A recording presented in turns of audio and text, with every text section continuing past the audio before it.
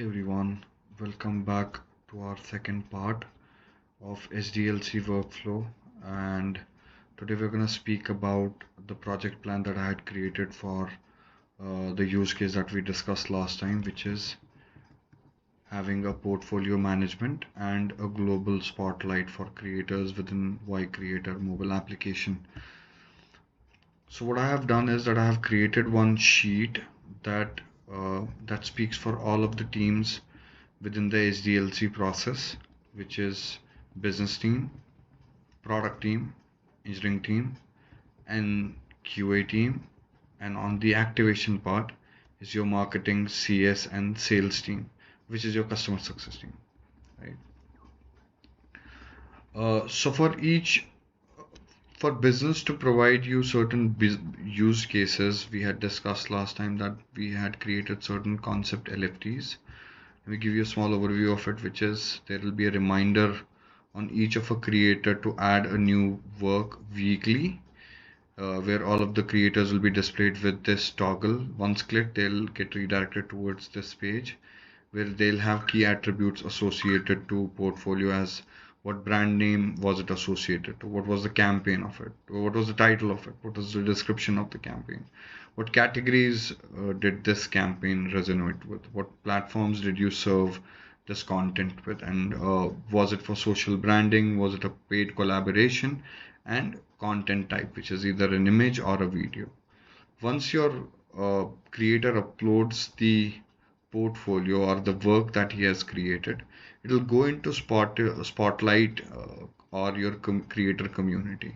That will have all of the portfolios listed by all of the creators who have added their portfolios on YCreator, where they'll have the sorting ability on both ends, which is they can sort by what are the most recently added portfolios or work items related to creators, and what are the most viewed. On each of these creator portfolio items, user can click on it and view all of the necessary information, which is the category, what is the current reach, what was the name of the company that is was associated to, what was the type of campaign, its title, and then gives you a discussion board for all of the creators to speak and get engaged with the content or the portfolio which creator A, which is in this case me, has deployed.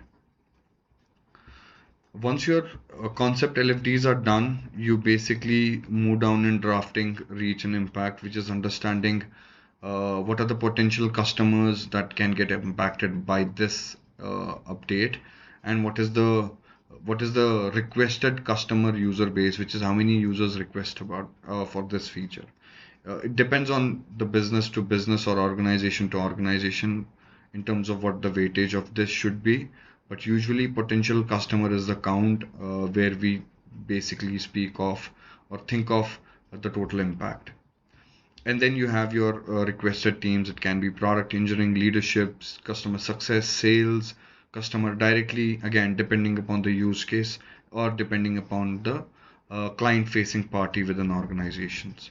And once all of this information is drafted, business or your business analyst or your product teams will start drafting shell stories, and those shell stories will speak for key areas of impact, and that will be the final point of your BRD. And now a product requirement document will get built on, which will only speak for requirements that are engineering heavy.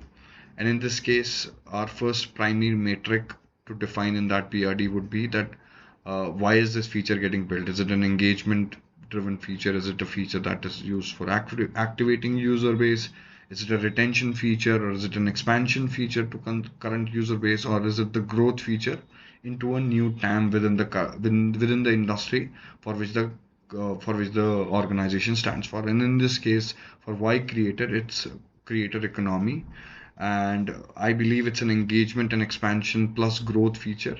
Having a community driven with portfolios can be impactful in so many ways. Once all of this primary metric definition is done, your PRD initiation happens, which will have all of the impacted areas that will go into your MVP, and then you'll have your 1.1 or your future enhancements planned if there are any.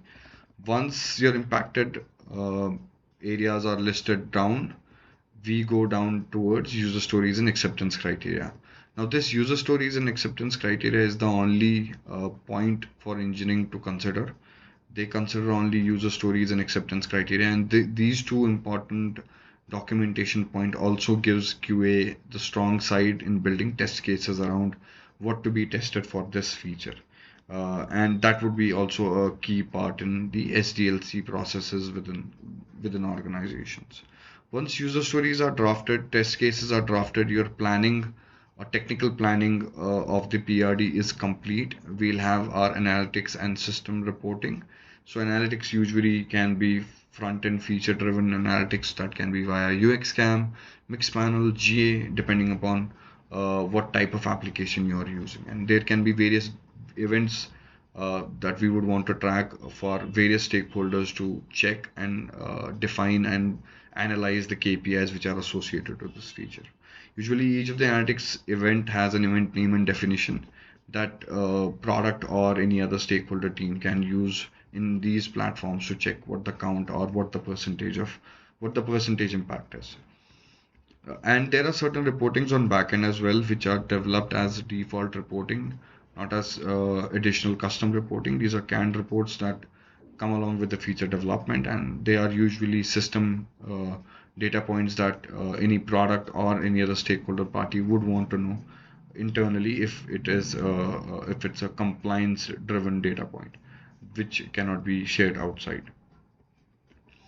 Once your PRD is complete, all of the requirements that should be handed over to the dev team, enabling them for development along with the HFD, which is your high fidelity design.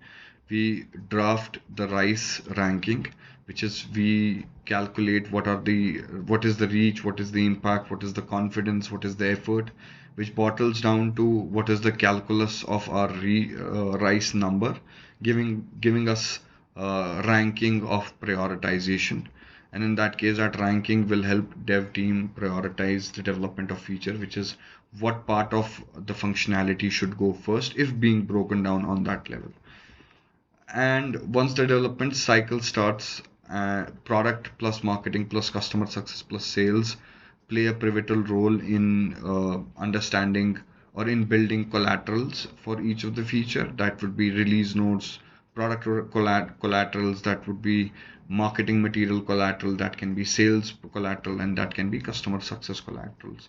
And these can be different from different departments. It's just like marketing, building market driven posts, social media posts, email templates, demo videos, sales having the addition of sales, this feature in their sales deck, their case studies, and then customer success materials having support articles, use case, user guides for each of the feature, and webinars and supported content. Once all of this is drafted with the two other stakeholder parties, which is your three other stakeholder parties, which is your usually marketing, customer success, and sales, then there are certain KPIs on which all of the departments agree upon, which is if we are building this feature, what problem are we solving? And in the use case that we are building here is that businesses could have one more data point while shortlisting creators for their campaigns, which is the portfolio they have uploaded on YCreator App. And if that KPI, that KPI basically would speak for total number of acceptances done on each of the creators for the campaigns that is being published by brands. And once your activation plan is complete, development is complete, release cycle, your QA has been, your QA has signed off, PAT is complete, activation plan is being pushed across all of the departments, and then we analyze and iterate on the basis of what all things do we have post the release, how far have we impacted our users with the feature that we have built, and what are the updates that we can do in terms of enhancements. Can be design enhancements in terms of improving user experience, can be functionality enhancements in terms of giving better data points visibility, or it can be content enhancements, which is again your cosmetic user experience driven changes. And once all of it is done, we The overall timeline is also kept in mind by Scrum and project teams, which becomes their KPI to sell or to deliver the product or the feature within the timelines given or agreed by various departments. And then resource allocation and cost and reach impact.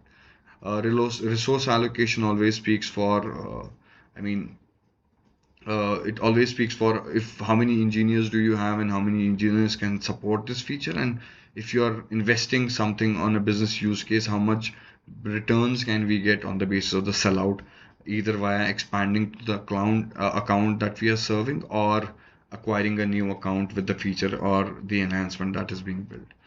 So this is your overall SDLC